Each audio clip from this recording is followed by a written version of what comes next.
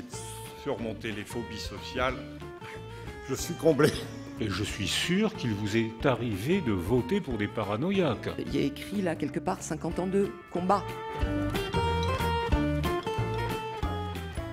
On va célébrer ensemble 50 ans de lutte, de combat, d'espoir. La prise en compte, la prise en charge, l'accompagnement, l'aide, mais aussi la perception du handicap d'une façon générale. Ne connaissant rien de la maladie psychique, comme beaucoup de familles, je suis partie à la recherche d'informations. Et l'UNAFAM essaye d'apporter tout ce que nous cherchons à ce moment-là, l'accueil, l'empathie, le soutien, l'écoute, l'information, le partage entre pairs, l'entraide, l'orientation.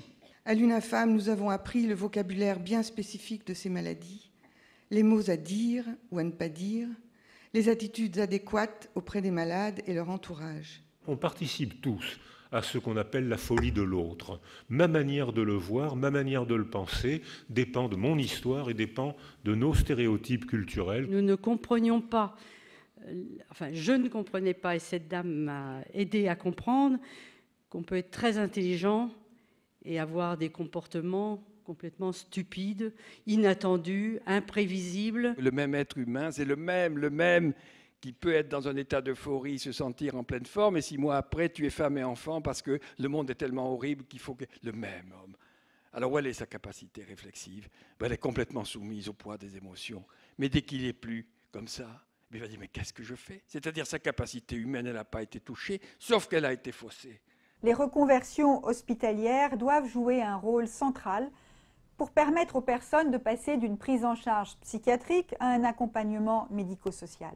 Si l'objectif essentiel des GEM est de rompre l'isolement et l'exclusion sociale des personnes en souffrance psychique, en favorisant leur insertion dans la cité à travers la restauration et le maintien des liens sociaux, il permet également de dynamiser la vie quotidienne. Et cet élément est important puisque tout est pensé pour que chacun puisse justement émerger, se remobiliser, reprendre justement goût à la vie. Et on sait tout souvent que les personnes qui justement sont dans des situations de souffrance, souvent ont perdu, sont dévalorisées, se sentent un petit peu perdre de la confiance. À titre d'exemple, pour mon cas, j'ai rédigé des articles pour la newsletter du Clubhouse et j'ai mis en place et amélioré des outils statistiques, de sorte que ça m'a permis de me mettre à jour sur les outils bureautiques.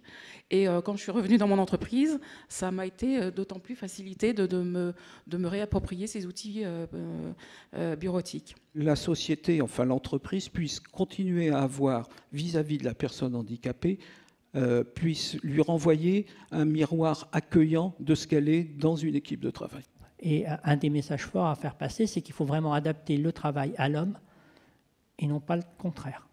C'est absolument anormal que quand on a un taux d'handicap entre 50 et 79%, on ne puisse plus travailler à mi-temps. C'est insupportable. C'est insupportable de devoir, chaque année ou tous les 2 ans, remettre le dossier sur la table. Et puis le logement. Le logement, on a un plan logement, on a proposé un plan logement sur 5 ans. La problématique du logement, on en a la preuve aujourd'hui. Dans 15% à 20% des situations de personnes hospitalisées dans les services de psychiatrie le sont par manque de solutions correctes. Je dis bien de solutions correctes. Ce n'est pas pour se retrouver en famille dans des situations difficiles. Hein. De situations correctes de logement. Accompagner une personne, c'est croire que par l'autonomisation, par la confiance, par la patience, son avenir prendra forme. Qu'attend-on pour privilégier des recherches cliniques qui vont aider les gens immédiatement au lieu de mettre de l'argent dans quelque chose de trop fondamental? Eh bien, à l'avenir, je crois qu'il est forcément pluridisciplinaire. Personne n'a la vérité. Tout le monde a sa part de vérité. La recherche, c'est porteur d'espoir et c'est en améliorant le soutien à la recherche qu'on va mieux soigner nos patients. Un anthropologue a dit « si on ne s'appuie pas sur les autres, on tombe ». J'ai trouvé à l'UNAFAM chaleur, main tendue et inclusion. Et une chaîne de solidarité se constitue où chacun peut donner et recevoir de l'aide.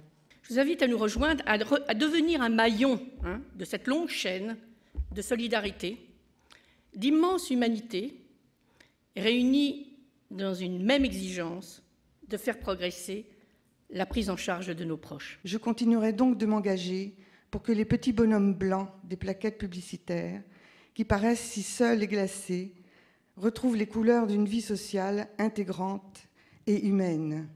Eh bien, ce qu'on peut faire, c'est agir. Ce qu'on peut faire, c'est se battre.